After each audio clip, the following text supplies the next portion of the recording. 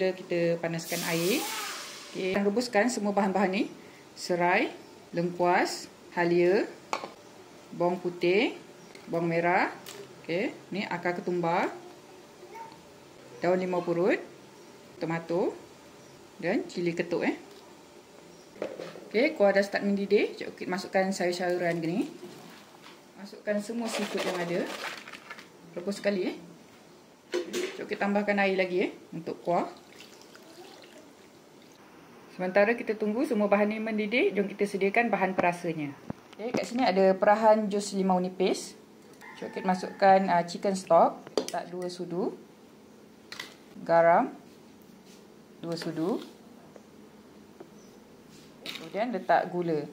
Okey. Letak dalam 1,5 sudu. Kalau suka lebih boleh lebihkan. Lepas tu letak sos ikan ataupun kita panggil kicap sotong.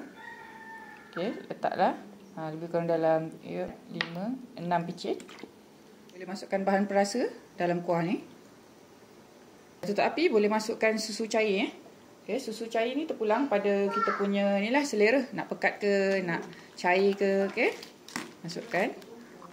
Lepas tu last sekali boleh taburkan daun ketumbar. Alhamdulillah, tom yum putih seafood dah pun siap.